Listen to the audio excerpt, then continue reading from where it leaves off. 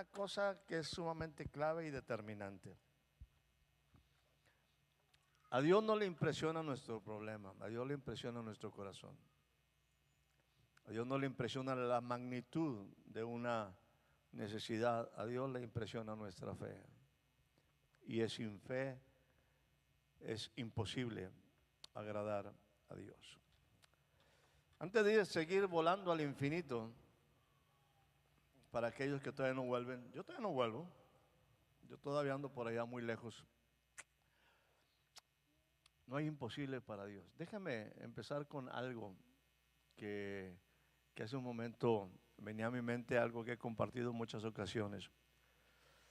Salían los papás con sus hijos, salían de una reunión de una congregación, y cuando en un instante ya van en camino, el papá le pregunta a sus pequeños: oye papá, oye hijo, ¿qué te enseñaron el día de hoy? ¿Qué fue lo que en un momento fue el tema de lo que compartieron el día de hoy?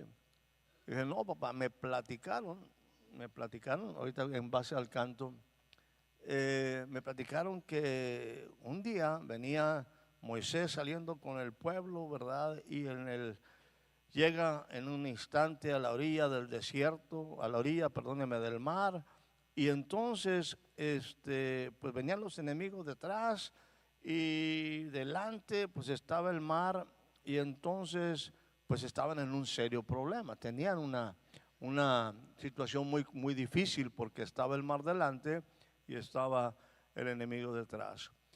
Y entonces, y el papá muy interesado, dice: bueno, pues, ¿y qué más, hijo? Dice: bueno, y en ese momento, papá, agarró su celular y le habló a 3 compañías de construcción, y empezaron a levantar. Inmediatamente hay unos grandes muros, y empezaron a hacer una represa de este lado, y trajeron unos bulldozers, y empezó el niño a decirle, y le dice: oye, ¿y eso te enseñaron en la escuela dominical? ¿Eso te enseñaron los maestros de la? Dice: no, no papá, pero si te lo cuento como ellos me lo dijeron, ni te lo vas a creer. Ni te lo vas a creer. ¿Cómo que nada más levanta tu vara y que el mar se abrió? ¿Y cómo? O sea, no te lo vas a creer.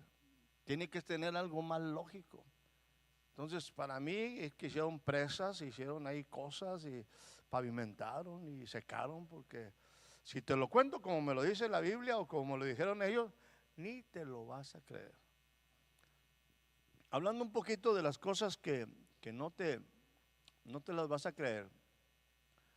La semana pasada hablábamos de una cosa muy sencillita en base a lo que es un hijo amado, un siervo de gran estima, un hijo amado, un siervo de gran estima en el reino de Dios.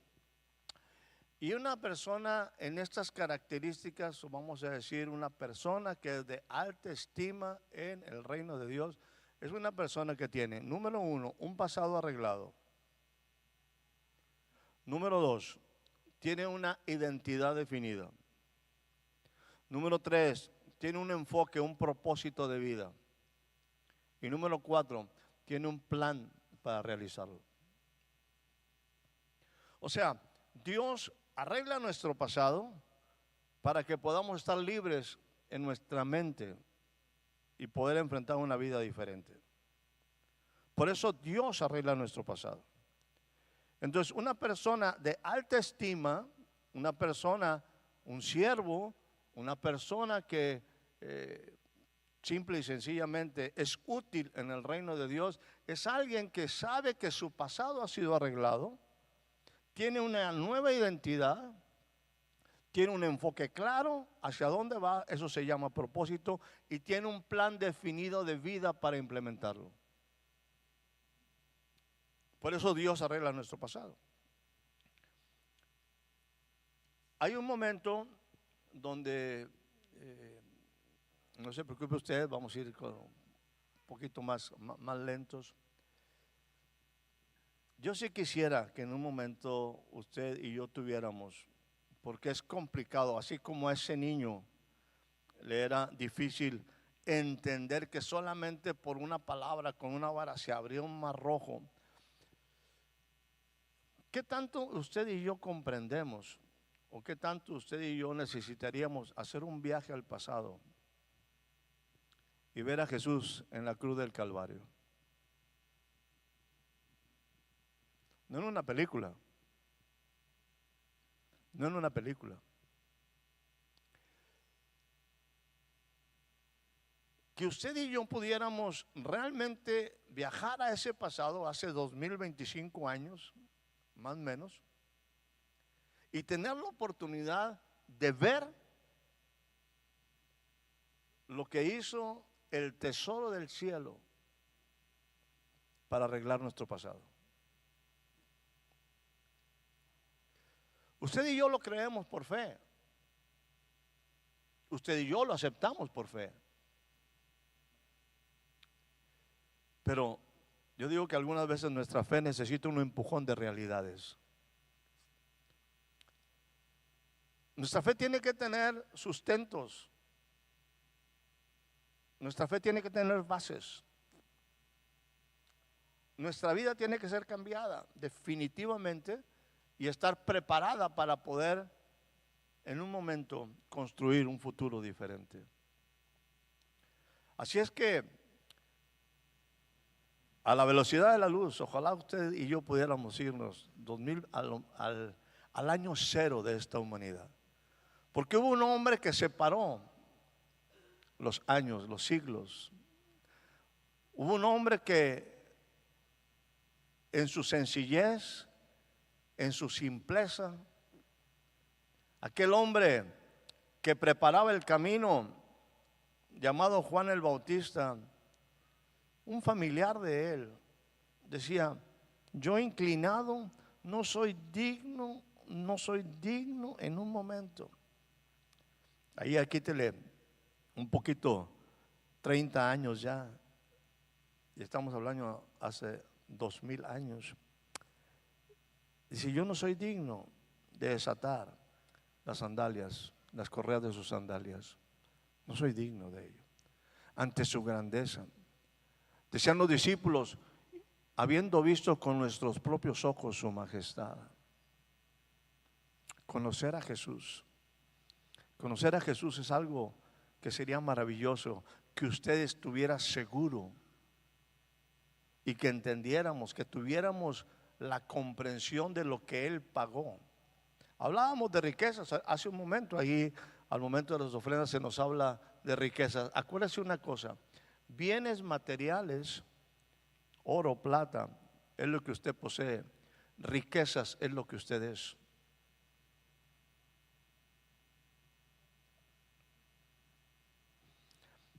Acuérdese que en el caso, si entramos un poquito en la tipología, en el cielo los baches se tapan con oro,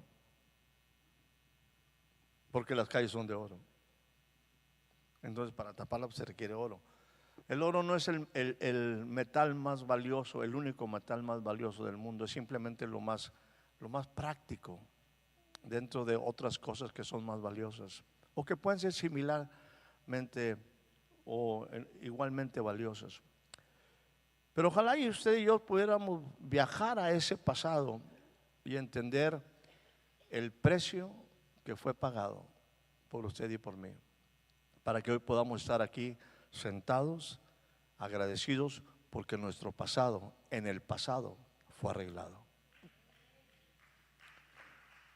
Con una sola ofrenda, a la velocidad del rayo, a la velocidad de la luz.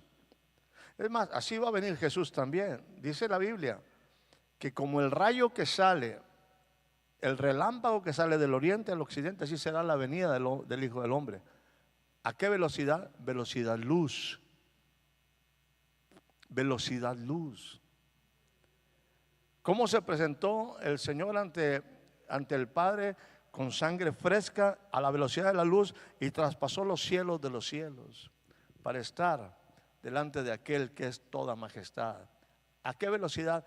a la velocidad de la luz, a la velocidad de la verdad, a cosas que nosotros no podemos comprender.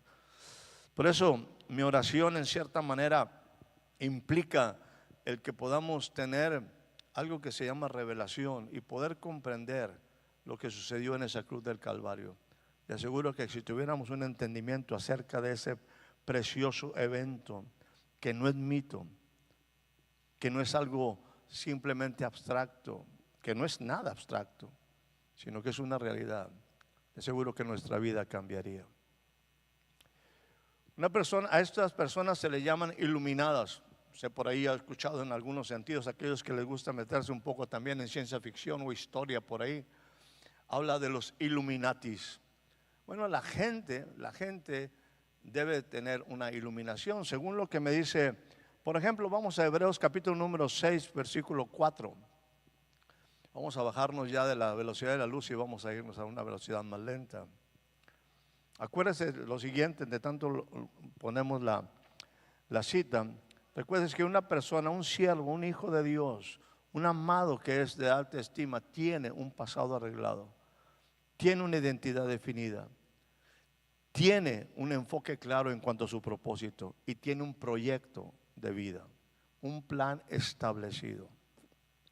No vive solamente por fe, sino porque está establecido en la fe, puede planear y hablar acerca de construir un poderoso mañana. Después de que al final del capítulo número 5 empieza a hablar, dice, yo no pude hablarles como espirituales, sino como gente madura, tuve que hablarles como niños, dice, porque es necesario, porque algunas veces es necesario volver a echar los rudimentos de la doctrina de Cristo. Rudimentos de la doctrina de Cristo. ¿Cuántos saben cuando menos mencionar los rudimentos de la doctrina de Cristo? Levante la mano. 1, 2, 3, 4, 5, 6. Estamos hablando de lo mínimo que alguien debe saber. Lo mínimo en nuestra fe y en nuestras creencias. Estamos hablando, dice, el escritor de Hebreos está diciendo, dice, tuve que tratarles como a niños porque, bueno, enseñándoles nuevamente los rudimentos, porque los rudimentos es esa, lo más esencial, lo más elemental, lo más básico que debemos tener en nuestras convicciones. Muchas veces hemos enseñado acerca de rudimentos, hemos hablado acerca de rudimentos. Yo no le pido que lo explique, de perdido que lo entienda, que de perdido sepa que existen. Y generalmente tenemos que meternos en un proceso de educación, de renovación de nuestra mente para ello. Y aquí está hablando ya a gente que según él, dice, porque es imposible que los que una vez fueron iluminados. ¿Cuándo fue usted iluminado? Como cuando los niños nos ponían a iluminar, ¿no? Te quitaba lo soso y te ponían colores, te ponían luz, te ponían verdades. Es imposible que los que una vez fueron iluminados y ellos gustaron del don celestial. ¿Quién es el don celestial? El pan que descendió del cielo. Aquel que le dijo a aquella mujer, si tú supieses quién está delante de ti, si conocieses quién te dice dame de beber, tú le pedirías, tú tomarías una acción. Y dentro de ti saltaría una fuente de agua viva, un manantial, se abriría una fuente de agua viva. Y tú jamás volverías a tener sed, jamás volverías a tener hambre, le decía a otros. Si conocieras el don de Dios. ¿Don de dónde? Celestial. Es el cielo en la tierra. Es el reino de Dios en la tierra. Dice, y fueron hechos partícipes del Espíritu Santo. Partícipes del Espíritu Santo. Que nos hacemos parte de. Somos parte de ella. Siempre me ha gustado compartir, hablando un poquito ahí del pan de vida, de las diferentes maneras en las que podemos ser parte de. Por ejemplo, cuando Jesús alimentó la primera ocasión a esa gran cantidad, a esa multitud de hombres, 5,000, si mal no recuerdo por ahí, en la primera ocasión, después de estar enseñando, Obviamente los discípulos fueron partícipes del milagro. Jesús no pudo haber alimentado a 5,000 hombres solito. El milagro empezó a sucederse, los panes empezaron a multiplicarse, los peces empezaron a multiplicarse, organizaron a la gente, eso implicó tiempo, eso implicó acomodarlos por 50 y por 100 por ahí. Y el milagro, alimentar 5,000 y alimentar un grupito como el nuestro, tardamos. Imagínese usted cuánto tardaríamos en alimentar 5,000 personas. Pero toda esa participación, alguien tuvo una participación muy especial. Y eso fue el pequeño niño, el muchachito. Esos muchachitos que siempre están metidos por ahí y que saben que, como decían por ahí como decimos los jóvenes, que saben qué onda, ¿no? Ese se levantó tempranito y le dijo a su mamá, oye mami, como sabes que estoy en pleno crecimiento, en desarrollo, y sabes que me va a dar hambre, y tú conoces que Jesús predica largo, necesito lonche. Así es que ponme por ahí algo ligerito, unos 5 panes nada más. No importa que sean baguettes de este tamaño. Y unos 2 pececitos, nada, nomás para poder regresar. O sea, nada complicado. Ese niño fue partícipe de un milagro especial, porque llevaba lo que era necesario para que Jesús utilizara eso y alimentara a los demás. Mientras los discípulos estaban ocupados en muchas cosas, el niño se la pasó, o el muchacho se la pasó platicando con Jesús. A mí me gusta pensar que ese puede ser un Antipas que fue transformado por estar 3, 4, 5 horas. Mientras los demás trabajaban, barrían, acomodaban, repartían, este muchachito se pasó ahí en un momento de eternidad y Jesús estuvo enseñándolo. Él era partícipe, él llevaba lo que Jesús necesitaba para hacer el milagro. Aquella mujer que en un momento lavó los pies de Jesús, aquella mujer que ungió los pies de Jesús, aquella mujer que rompió el protocolo, que se mete en una casa que no era la de ella, entre hombres donde no era aceptada, y después de que alguna gente quería detenerla, dice, ustedes no saben lo que hizo esta mujer, me está preparando a mí para la sepultura. Esa mujer fue partícipe de lo que Jesús iba a hacer. Aquellos que prepararon un lugar ahí, un José de Arimatea y un Nicodemo por ahí, ese que andaba de noche por ahí, tenían un lugar, una tumba preparada y tenían los contactos. Esa gente era partícipe. Hay gente que es partícipe recibiendo, pero hay gente que es de otro nivel, que es partícipe, que tiene lo necesario para que Jesús continúe haciendo y desarrollando su ministerio. Y Dios tenga la posibilidad de seguir extendiendo, aunque Él lo puede hacer solo, pero Él nos hace partícipes a nosotros. Nos invita a que usted y yo no nos quedemos solamente con la mano extendida recibiendo un pan. Yo puedo llevar 5 panes y 2 peces. Yo puedo llevar aceite. Yo puedo hacerlo. Eso es cuando tú tienes otro nivel de entendimiento, de participación. Fueron hechos partícipes del Espíritu Santo. ¿Qué más dice por ahí? El siguiente versículo. Dice, me gusta, dice, gustaron la buena palabra de Dios. Como si hubiera mala palabra de Dios. No, la palabra de Dios siempre es buena.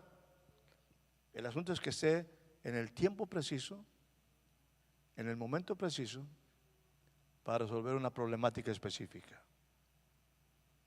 No podemos estar hablando al aire nada más. Tenemos que tener de veras esa palabra que es de Dios, que siempre provee, que llega a nuestro corazón. Esa es la buena palabra. En cierta manera, déjame irme hacia, o yo mismo contradecirme, si me permite de esta forma decirlo. Dice, ¿de qué me sirve a mí que haya abierto el mar rojo si yo sigo con un problema en mi vida? ¿De qué me sirve a mí que haya caído los muros de Jericó si no puedo con esta situación familiar? Hay que entender la palabra, hay que saber la palabra y tener, vamos a decir, el discernimiento, tener la capacidad de poder aplicarla a nuestra vida diaria. Son tipologías, son ejemplos. Por eso me atreví a decirte, ojalá tú y yo pudiéramos ir y viajar al pasado y ver ahí lo que pasó con Josué en Jericó, y a lo mejor darnos una pasadita por ahí en un momento en la manera como pasaron las plagas en Egipto. O sea, que tengan la capacidad de, porque nuestra fe necesita realidades. Estar convencido. Y aquí la palabra me dice, hablando de una problemática, es imposible que los que una vez fueron iluminados, que gustaron del don celestial, que en un momento, vamos a decir, fueron partícipes, hechos partícipes del Espíritu Santo. Aquí dice que gustaron la buena palabra de Dios y, fíjese lo que dice aquí, y los poderes del siglo venidero. ¿Cuáles son los poderes del siglo venidero? Pues cosas extrañas como las siguientes: que un Elías está a punto, ha recibido una instrucción y dice, muy pronto estarás conmigo. Y ya traía ahí a Eliseo. Y de hecho, Elías preparó una nueva generación. En el sentido profético, en el sentido religioso y en el sentido de nación. Ungió a alguien para que fuera rey de Israel. Ungió a alguien para que en un momento dado fuera sacerdote. Y ungió a alguien para que lo sucediera a él. Y ahí estaba Eliseo. Dice, si me ves, claro que tu petición puede ser contestada. Hasta doble porción de mi espíritu, del Espíritu de Dios puedes tener si me ves. Si me ves. Y de repente, de la nada, a la velocidad del rayo, velocidad luz, se fue Elías. Y él tuvo la capacidad de verlo. Un Enoc caminó con Dios. Un Felipe predicaba en cierto lugar y de repente es, déjeme decir, teletransportado.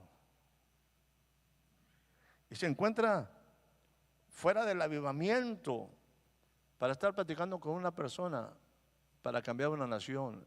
Aquel etíope, aquel funcionario de la tribu de Candace. Poderes del siglo venidero. Poderes del siglo venidero. Claro que es posible. Claro que es posible. El punto es que nuestra mente en un momento se complica para comprender algunas cosas. Pero bueno, acuérdense que yo le he dicho que yo tengo muy buena imaginación. Déjeme compartirle algo nada más finalmente de algo que poníamos la semana pasada, anterior. Y esto quiero que vaya a 1 Corintios, capítulo número 15, versículo 44. Primera carta del apóstol Pablo a los Corintios, 15, 44. Decíamos esto: se siembra cuerpo animal, resucitará ¿qué? Cuerpo espiritual. Para poder participar de los poderes del siglo venidero, bueno, hay cosas que tienen que ser cambiadas. Hay cuerpo animal y hay cuerpo espiritual. Seguimos adelante, por favor. Así también está escrito: fue hecho el primer hombre, Adán, alma viviente. El postrer Adán, Jesús, Es espíritu vivificante, es una gran diferencia. Es un espíritu vivificado, es un espíritu que tiene vida. Adelante, ¿sí? Vamos al 47. El primer hombre es de la tierra, terrenal. El segundo hombre, que es el Señor, es del cielo. Es del cielo. Entendamos lo siguiente: Dios sigue siendo un creador todopoderoso. Dice la palabra, Dios es espíritu, y los que le adoran en espíritu y en verdad es necesario que le adoren. Dios es espíritu, Dios era espíritu, la palabra era espíritu y el Espíritu Santo pues era espíritu. En el proceso creacional, en el proceso de seguir Dios creando las cosas, hay un momento donde lo espiritual tiene que materializarse, o Dios desea seguir en su poder, en su proceso creativo, creacional, y entonces ahora un espíritu que no puedes ver, porque los espíritus no le puedes ver, a Dios nadie le había visto jamás, porque Dios es espíritu, Dios es espíritu. Entonces, ahora Dios sigue creando y va a crear un hombre espiritualmente material, o permíteme también utilizarlo, materialmente espiritual. Todo estaba bien, todo estaba bien, pero era solamente espíritu, algo intangible, o un ámbito donde simplemente no había cuerpo, no había materia. Pero Dios empieza a crear algo. Por eso, desde antes de la creación, porque el cordero fue inmolado desde antes de la creación, el cordero fue sacrificado desde antes de la creación. Hay un momento donde el cordero, la palabra viva, la palabra se va a hacer carne. La palabra se va a hacer carne. Por eso Él dice, prepárame cuerpo. Prepárame cuerpo. Dice, en esa voluntad somos nosotros santificados. Él dice, prepárame cuerpo. Aquí hay un nuevo ámbito, un ámbito naturalmente espiritual, espiritualmente natural. Generalmente ese ha sido nuestro grande problema. Nosotros entramos a un ámbito espiritual y nos convertimos en espirituales, y nos salimos de ese ámbito espiritual y ya somos otra vez carnales. Muchas cosas de esas se han creado en un ambiente meramente externo que le llaman espiritualidad. O sea, por eso el incienso usado correctamente, pero en muchos lugares te ponen incienso, te ponen en un momento, te pones así de blanco, ¿verdad? Y hacer cosas medias raras por ahí, ¿no? Para tratar de producir un ambiente espiritual, pero es un ambiente externo. Y nosotros nos vemos envueltos en ese momento. Hay esos tiempos donde vamos a recibir la energía, que en el equinoccio de verano y en el equinoccio de por allá. Entonces, y ahí como que empieza, o sea, tratas de crear un ambiente de espiritualidad para tú ser y sentirte espiritual. No, tú eres un ser espiritual. Tú eres un ser espiritual. En el principio, el hombre era naturalmente espiritual y espiritualmente natural. El hombre, el primer Adán, que aunque era una alma viviente, no un espíritu vivificante, era un hombre que tenía una capacidad de entendimiento impresionante. Era un hombre perfecto, hecho a la imagen de Dios. Hecho a la imagen de Dios.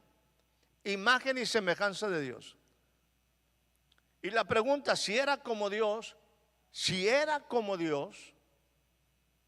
¿qué tendría que pedir en oración? ¿Qué necesidad tendría? Antes de empezar, luego en la caída, y antes de empezar inmediatamente empezar en el pecado, el hombre estuvo aquí en un proceso de entrenamiento que duró mucho tiempo, de capacitación.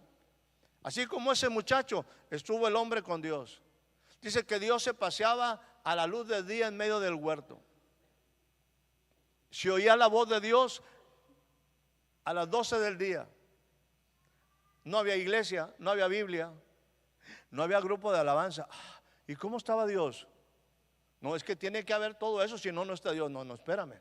Déjame decirte tampoco, al final de la Biblia no va a haber templo, no va a haber grupo de alabanza y no va a haber Biblia. La Biblia va a estar escrita en nuestro corazón. La alabanza va a ser continua. Y la presencia de Dios constante. La Biblia dice que no va a haber templo, porque el Señor llena todo. La tierra está llena del conocimiento. Entonces, ¿qué vamos a hacer los cristianos si no hay templo? ¿Qué vamos a hacer los domingos? ¿Y entre semana? Identidad, enfoque, propósito, planes. Dios tiene planes. Vuelvo al inicio de la creación. Olvídese del pecado. Olvídese del pecado en este momento, que por cierto puede olvidarse, el pasado ha sido arreglado. Nuestro pasado ha sido arreglado. Pero en ese momento no había pecado, no había todavía desobediencia. Entonces pasa aquí un periodo grandísimo de tiempo, impresionante de tiempo, donde Dios está solamente con él, con su varón, enseñándole, capacitándole, instruyéndole, definiendo lo que él quería para su futuro.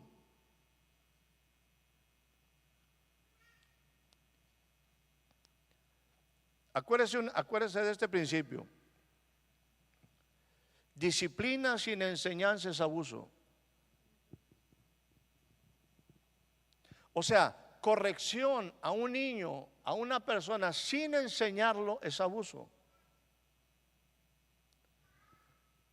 Por eso podemos decir, a ver, Señor, pues si Adán nada más, el hombre y la mujer nada más se equivocaron una vez, Señor, ¿por qué eres tan injusto? No, no, espérame, Él los capacitó perfectamente para conocer la verdad. Si no, de otra manera estaríamos hablando de un Dios injusto. No, Él dedicó tiempo, se sentó, lo capacitó. El hombre estuvo enseñado, el hombre estuvo preparado para toda buena obra, porque toda la palabra que sale de la boca de Dios es útil para enseñar, para redarguir, para instruir en justicia, para que el hombre esté preparado para toda buena obra. Dios preparó al hombre para toda buena obra. Ahí estaba el hombre. Y era un hombre perfecto. Era un hombre perfecto. Nunca usted puede ver a un Adán, inicial hombre, el varón, no lo ve ahí diciéndole al Señor, Señor, necesito dinero, necesito un coche, necesito una mujer, me siento tan solo. Él estaba completo. Dios era su todo. Es Dios quien dice, le voy a hacer ayuda idónea porque necesito una ayuda idónea para que Él pueda continuar su propósito. Los dos estaban en plenitud. Acuérdese de esto que he compartido muchas veces. Los dos eran perfectamente felices, bienaventurados, completos. Totalmente diferente al hombre que desobedeció, al hombre, mujer que desobedeció. Como le he dicho en muchas ocasiones, el infeliz separado de Dios, el infeliz separado de Dios, el no bienaventurado separado de Dios, quiere ser feliz y se casa con una infeliz, una que no es bienaventurada, una que no está en la presencia de Dios. Y el par de infelices quieren ser felices.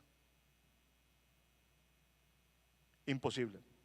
El hombre era completo, no necesitaba a la mujer para ser feliz, para ser bienaventurado. Era bienaventurado porque tenía la presencia de Dios. Era un ser completo, era como Dios. Entonces, ¿qué va a pedir? No tiene nada que pedir. Dios quería que fuera hecho partícipe de Él, de su proyecto de vida, de su plan. Y acuérdense que estas son las instrucciones que Dios da en una manera que yo le llamo instrucción, que son, vamos a decir, palabras que son complejas, o sea, compuestas. No es una palabra aislada. Dios le dice, fructifica, multiplícate, llena la tierra, sojúzgala y señorea. Estas palabras yo le llamo palabrotas. ¿Mandé? Hay un proceso y Dios tiene que primero ver el fruto. Lo primero que Dios quiere ver no es que señoree, quiere ver el fruto. Primero fructifica. Dependiendo de la calidad del fruto, te doy oportunidad que te multipliques. ¿Por qué? ¿Por qué trunca la vida del hombre? Porque se va a multiplicar de una forma incorrecta. Por eso primero ve el fruto y si el fruto es bueno, multiplico. Te permito multiplicar. Si no, mejor te detengo. Porque no quiero que la tierra se llene de un fruto malo. Tan malos como los higos malos, que de tan malos no te los puedes comer. Entonces, Dios tenía que ver el fruto. Ahora sí, multiplícate, llena la tierra ¿de qué? De lo que tú estás lleno, de la gloria, de la victoria, de la eternidad, de la fortaleza, del carácter. Ahora sí, llena toda la tierra de mi conocimiento.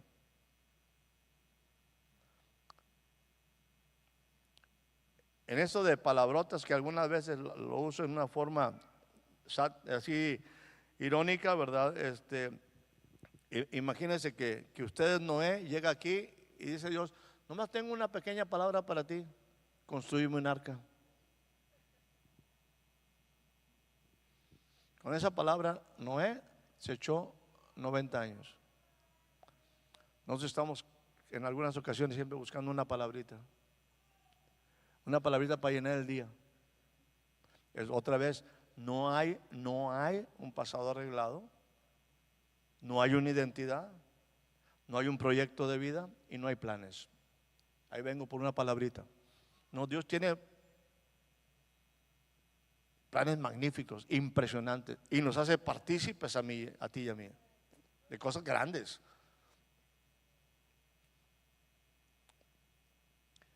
Ese hombre fue enseñado, perfectamente capacitado para que no pecara. Enseñado también. Acuérdense que la ley es espiritual. ¿Por qué la ley es espiritual? Porque la ley, los no de Dios protegen tu espíritu. La ley no es para matarte, la ley es para proteger tu espíritu. Todo lo que la Biblia dice como un no es para que estés limitado y que estés acotado. Es para proteger tu espíritu. Sí te acota y sí te limita, pero porque tú tienes que entender que tú eres más que cuerpo y más que alma. Tú eres espíritu. Por eso dice, el primer hombre de la tierra, terrenal. Entonces Dios está en plenitud de espíritu, dice, sigamos creando. Y entonces ahora crea, no un espíritu, sino crea ahora un cuerpo material. Materialmente espiritual, espiritualmente material. No había una duplicidad. Era lo mismo, espiritualmente material o materialmente espiritual. Ahora lo espiritual se hace visible en algo materia. Por eso a Dios nadie le ha visto jamás. Por eso Jesús dice, prepárame cuerpo. Y Dios le prepara un cuerpo como el tuyo y como el mío. Y por eso se atreve a decirle a los discípulos y particularmente a Tomás en un momento ya final, dice, hey, Tomás, tanto tiempo he estado contigo y me dices, muéstrame al Padre. Si tú me ves a mí, porque al Padre no lo podías ver, a Dios no lo podías ver, pero ahora tú me puedes ver a mí. ¿Por qué? Porque es algo material. Pero esto material se corrompió. Entró la desobediencia. Por eso no, esto corruptible, ahora corruptible, no puede heredar incorrupción.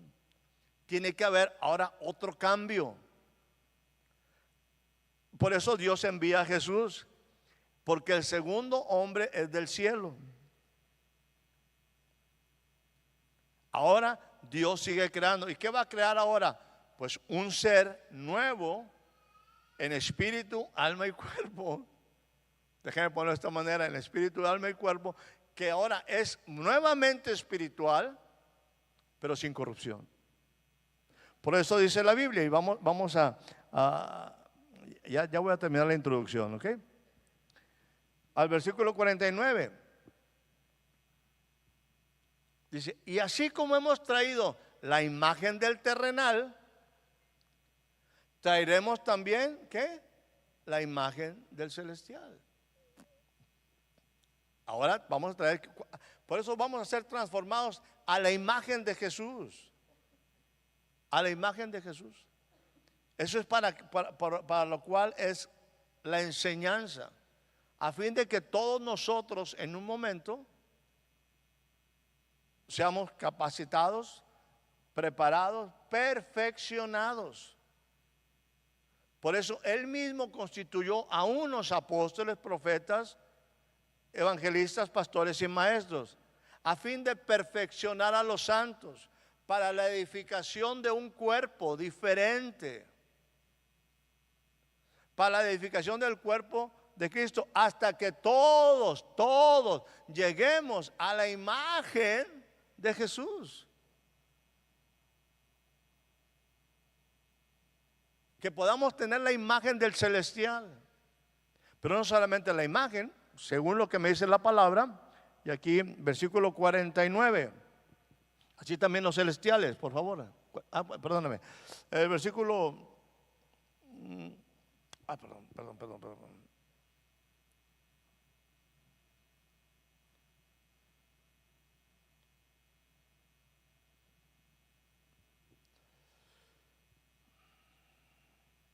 Creo que tenemos que ir nuevamente ahora a Tesalonicenses, creo, Rolando, por favor, donde dice, donde todos seremos transformados. Donde seremos transformados.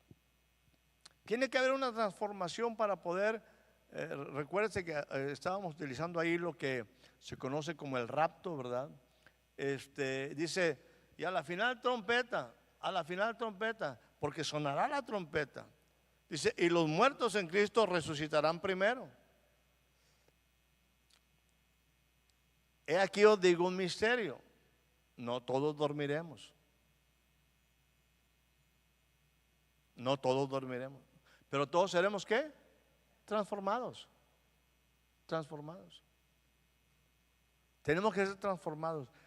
Este cuerpo tiene que ser transformado para poder ir a la velocidad de la luz. Para poder traspasar, para poder vivir la vida como Elías, como Jesús, como Enoc, como Felipe. Tiene que haber una transformación. En Tesalonicenses, vamos allá y ya concluyo con este breve repaso. Todos seremos transformados. Dice, cuando habla precisamente del rapto, ¿sí? Cuando habla, dice, en un abrir y cerrar de ojos, a la final trompeta. Dice, no anoté la cita yo ahí, la semana pasada la sacamos por ahí, pero no saqué la cita. Ahí está. En un momento, en un abrir y cerrar de ojos. ¿Qué es eso? Velocidad, luz. Se tocará y los muertos serán resucitados incorruptibles. ¿Y nosotros seremos qué? Transformados. Seremos transformados. Este cuerpo tiene que ser transformado para poder participar de lo celestial.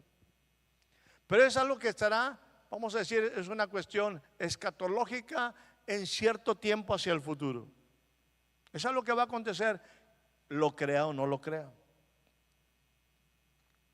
Por eso vuelvo a decir, cómo me gustaría que pudiera viajar al futuro y viajar al pasado para ver las cosas, para que estuviera convencido. Y nosotros seremos transformados. Siguiente versículo, por favor. Porque es necesario que esto corruptible se vista de incorrupción y esto mortal se vista de inmortalidad. Adelante. La siguiente. Absorbida en la muerte en victoria. Adelante, por favor. ¿Dónde está muerte tu aguijón? ¿Dónde está sepulcro tu victoria? Primera de Tesalonicenses 4, 17. Primera de Tesalonicenses 4, 17. Luego nosotros los que vivimos, los que hayamos quedado, seremos que arrebatados juntamente con ellos en las nubes para recibir al Señor en el aire y así estaremos siempre con el Señor. Gracias. Arrebatados en las nubes. Bueno, si estoy allá afuera, pues está bien, pero si estoy aquí adentro, ¿y si me toca la viga? O sea, lo que le quiero decir es que tenemos un problema en un momento de poder concebir esto.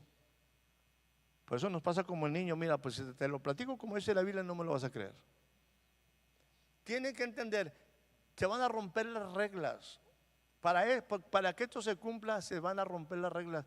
La ley de la gravedad y se van a romper las reglas del cuerpo, de la limitante de este cuerpo. Tiene que ser de otra manera. Mire, no es ninguna novedad. Aquí hay gente que no cree en la resurrección y empiezan con muchas preguntas. Bueno, ¿y cómo será? ¿Y en qué edad? ¿Y con la misma mujer o con las demás mujeres? Son preguntas que están en la Biblia de toda la vida. No puedo cambiar. No puedes cambiar la mujer. Entiende, te tocó así te tocó. A lo que voy, estas eran las mismas creencias de los saduceos. Los saduceos no creían en la resurrección, ni en la resurrección creían. Hay gente que no cree en la resurrección y es viable. Nuestra mente es muy complicada para que comprenda este tipo, o muy limitada o muy difícil que comprenda este tipo de cosas, como aquel niño. Si te lo digo como dice la Biblia no me lo vas a creer. ¿Cómo que se han levantado los muertos? Hay gente que piensa que nada más se va a ir, se va a morir y que a lo mejor hasta algunos con creencias de que vas a ser, pues no sé, oveja o abeja o no sé qué cosa por ahí. No sé qué cuántas cosas por ahí. O sea, esto no es sencillo de creer. Por eso a mí me gustaría tener la capacidad de invitarte a ir al pasado o al futuro para que lo pudieras ver. Pero Dios dice, mira, yo les he dado espíritu de estupor, o sea, como así de no sé qué onda. ¿Para qué? Para que viendo no vean y para que oyendo no oigan y no se conviertan y yo los sane. A ver, Señor, ¿cómo que no quieres que no? Es que no quiero que lo entiendas con tus ojos, ni quiero que lo percibas con tus oídos, quiero que lo entiendas en tu espíritu. Créelo. Esta es una razón por la cual mucha gente no cree en lo que se llama el rapto. ¿Cómo que es que tienes que ser transformado?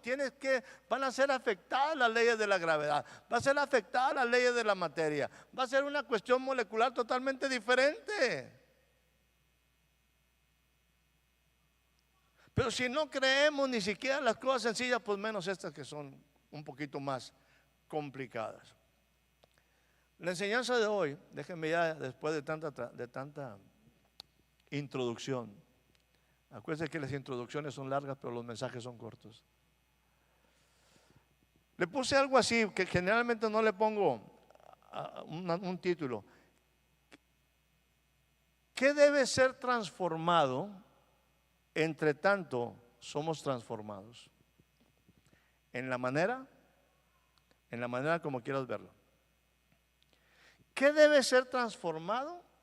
Entre tanto que somos transformados.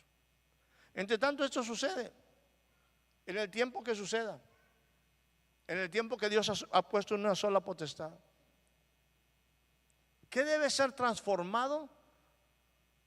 Entre tanto seamos transformados. Número 1, tiene que ser transformado tu corazón. Tu corazón tiene que ser cambiado. Dice la Biblia, cambiar este corazón de piedra para ponernos un corazón que perciba, que sienta.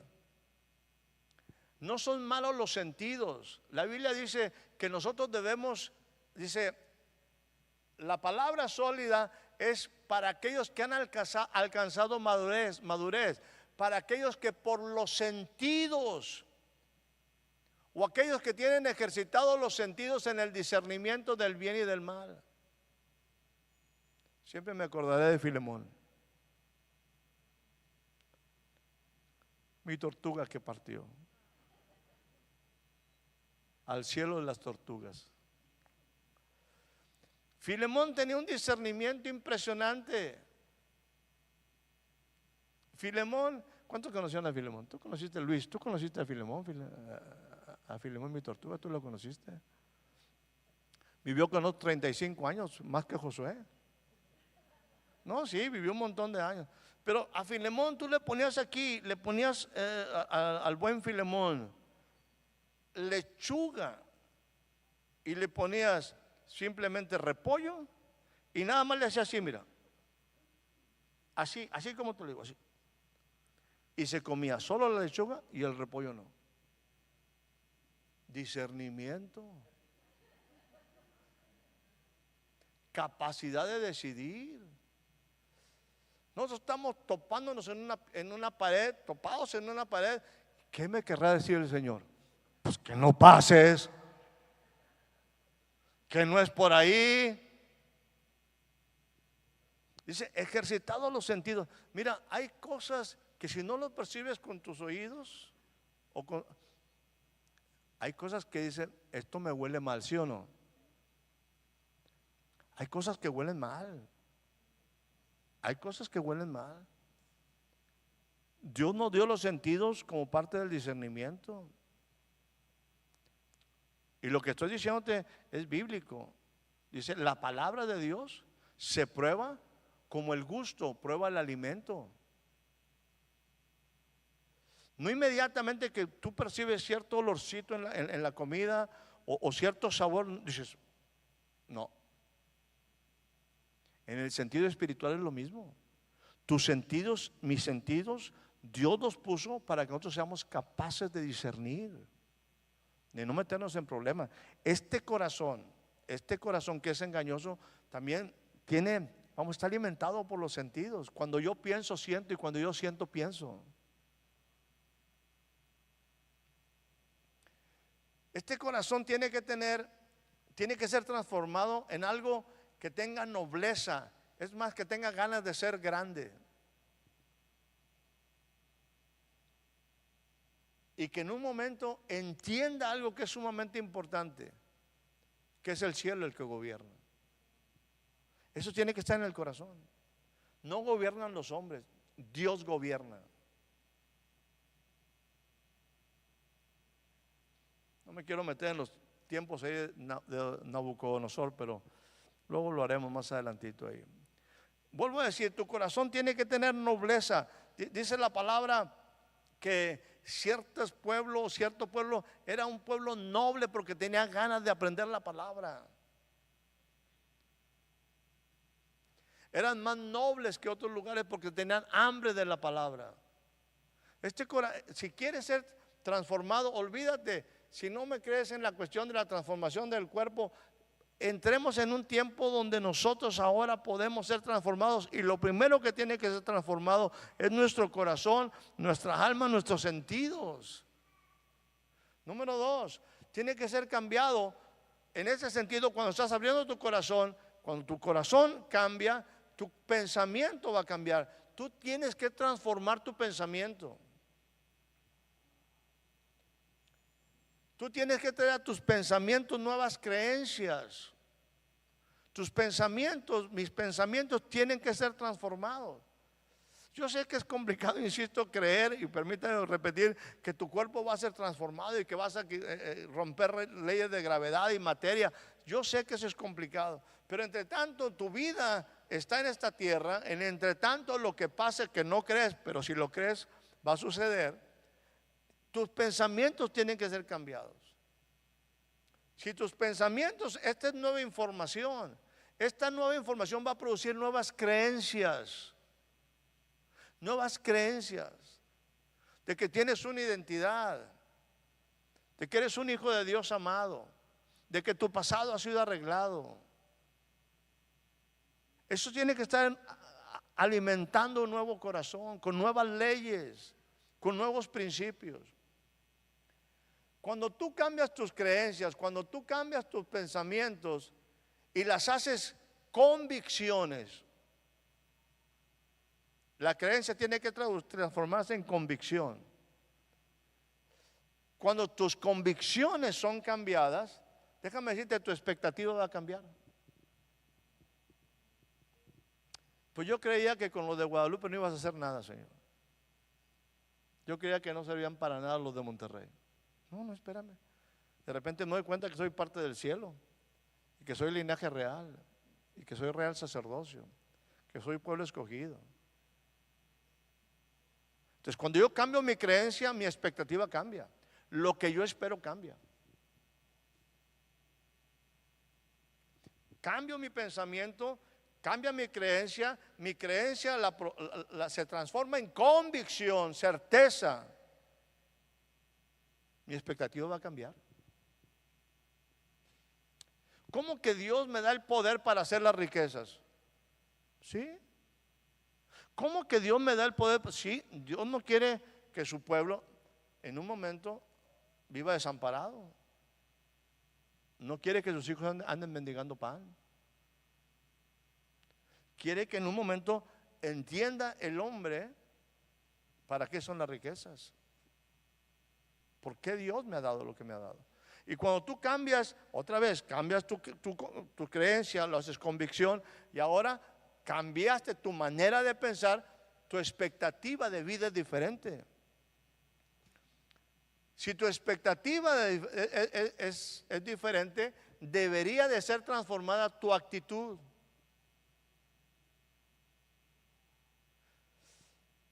Si tu creencia cambió, si tu pensamiento cambió, se creó una convicción, tu expectativa cambió, yo cambio mi actitud. Antes me levantaba a la hora que me sentía descansado, y con una problemática me levantaba y me daba hambre, y después de comer me daba sueño. No, tu actitud cambia. Tu actitud cambia. Debes de cambiar a tu actitud. Se transforma tu actitud. Señor, ¿qué esperas que yo haga el día de hoy? Porque este día conquistamos. Este día avanzamos. ¿Qué le pongo al arca? ¿Dónde tengo que remover la tierra para que haya un buen fruto? Mi actitud cambia. Me levanto temprano. Por eso Dios puso un huerto para levantarse temprano, antes de que pegue el sol duro.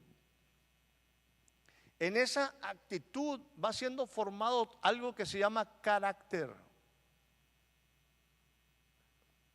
Tu actitud cambia, entra en disciplina, tu carácter cambia.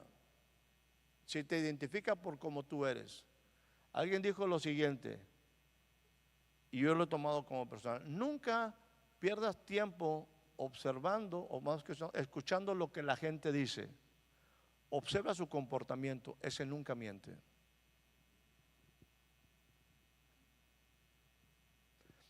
No le preguntes por qué. Tú nada más ves su comportamiento. Es que cambié y sigues llegando o no levantándote, o no ha habido cambio, no ha habido transformación. Una vez que cambió tu carácter, va a cambiar, vamos a decir, tu desarrollo. Va a haber un desarrollo. Vas a avanzar en el camino, en un nuevo camino. Desarrollo implica precisamente una buena fundamentación en tu vida. Para un desarrollo vas a crecer, vas a llegar a estabilidad, tu pasado está arreglado, tienes una nueva identidad, hay un enfoque claro, tus caminos ahora son los caminos de Él, y en los caminos de Él tú esperas que haya una provisión. Y Dios nunca llega tarde. Dios no le falla. Él sabe lo que necesitamos. Escuche el martes porque voy a ampliar un poquito más esto. Lo vamos a ver en la vida de Nehemías, cómo Dios fue proveyendo lo necesario cuando él se dispuso a caminar. Cambias tu desarrollo, se va a dar en un nuevo camino de vida donde se requiere un carácter que tiene definitivamente, te va a llevar a la nueva vida. Por eso Él es camino, verdad y vida. Y en esa nueva vida va a haber constantemente nueva revelación, nueva iluminación, nuevo entendimiento, para que seas de los iluminados. Gente que tiene revelación, luz en su vida. Esa revelación va a traer, en esa vida va a traer algo que no nos gusta, se llama grandeza. Grandeza. Luego hablaremos de Nabucodonosor como uno de los grandes. Va a haber grandeza. No está en contra de que tú tengas una vida humilde. Grandeza porque tú sabes que Él es grande y Él hace cosas grandes con aquellos que Él escoge. Por eso Dios le decía a Abraham: haré de ti una gran nación. Yo te engrandeceré, te enriqueceré, te estableceré, porque quiero que entiendas que en ti voy a bendecir las naciones. No es para ti, es para que tú seas grande en medio de todos y que vean mi grandeza. Mi grandeza se tiene que materializar. Tienes que verla. En la nueva vida hay grandeza por la revelación. El apóstol Pablo decía: por la grandeza de la revelación que tú me has dado, hasta me tienes que poner un aguijón en la carne para que no pierda el piso. Por la grandeza de las revelaciones.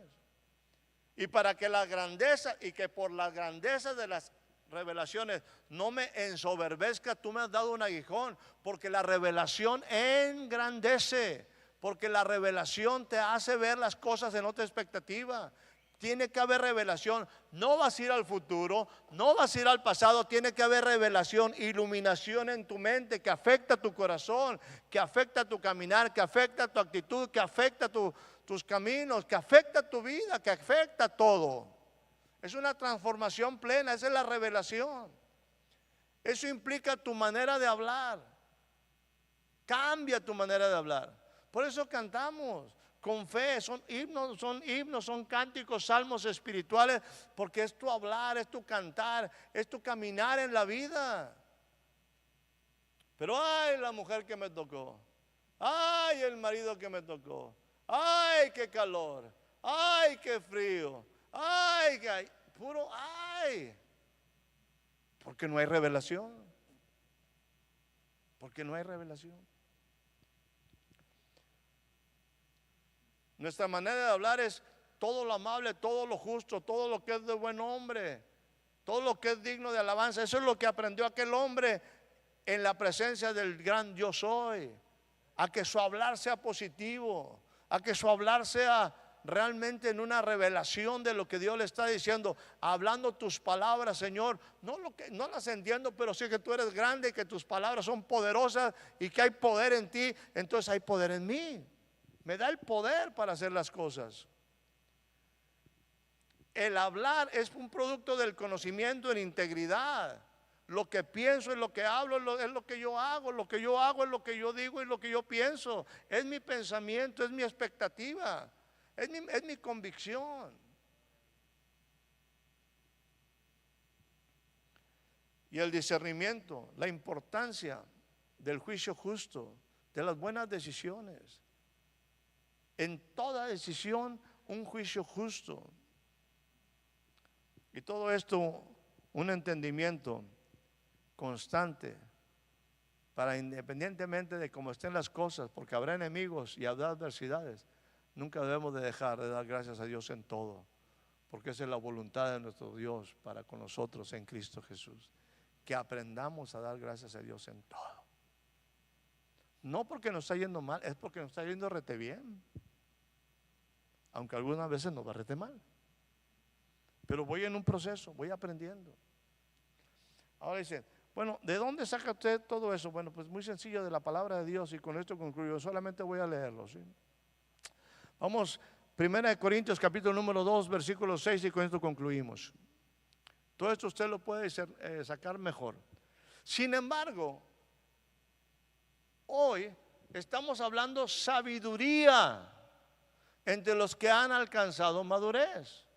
Déjame decirte una cosa, no la sabiduría de los filósofos y de las escuelas de pensamiento humano, sino sabiduría no de este siglo, y menos de los príncipes de este siglo, menos de los políticos que no saben ni trabajar.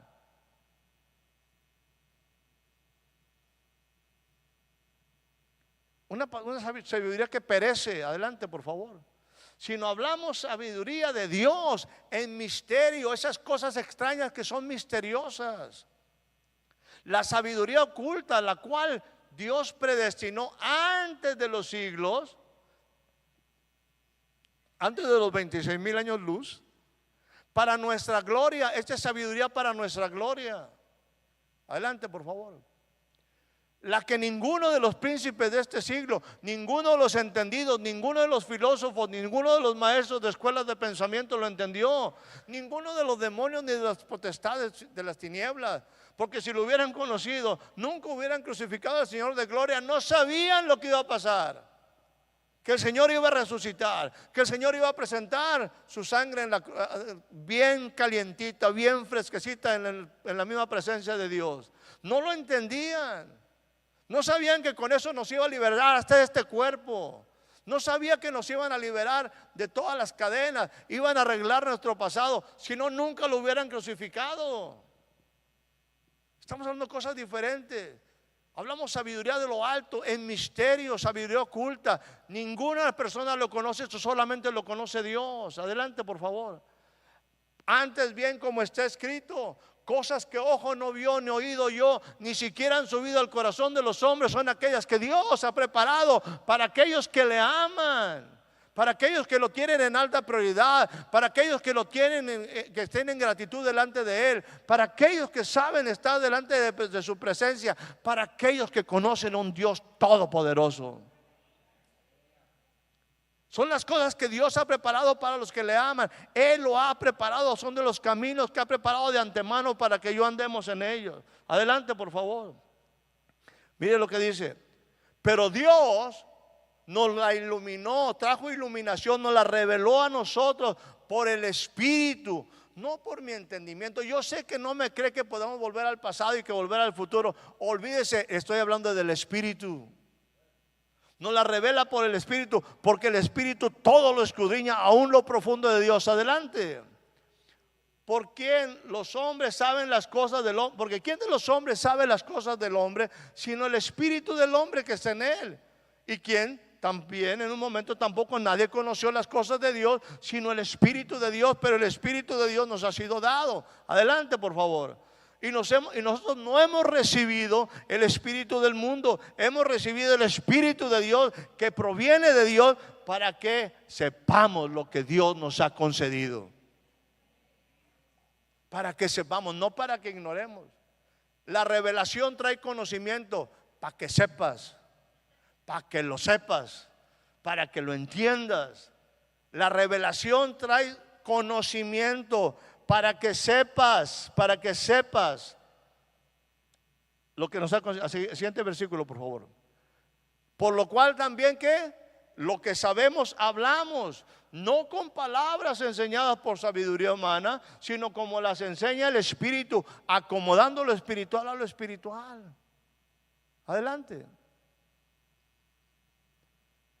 El hombre natural no percibe las cosas del Espíritu. Para él son locura. ¿A poco te crees tú de todo eso? ¿A poco? No, espérame, ese es tu problema. Si estás limitadito a esos 10 centímetros,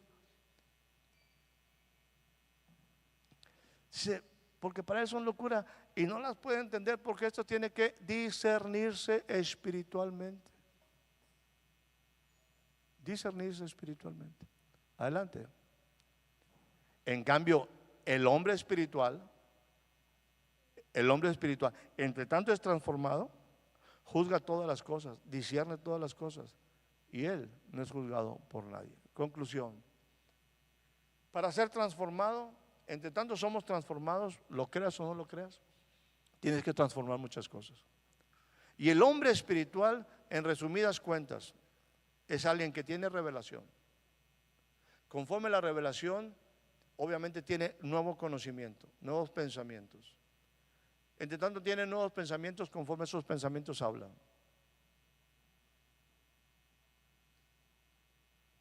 Tiene revelación, la revelación se traduce en conocimiento, el conocimiento te hace hablar y ese hombre juzga todas las cosas, discierne todas las cosas. Toma decisiones acomodando lo espiritual a lo espiritual. Son misterios, pero eso es lo que Dios nos ha llamado, a hacer algo totalmente diferente, a una vida plena, amplia, total, abundante. Él lo llama la vida eterna, que se vive desde aquí. Hay muchas cosas que tienen que ser transformadas antes de que seamos transformados. Que tengan una excelente tarde. Gracias a los que están en las redes. Dios les bendiga. Nos vemos en la siguiente sesión.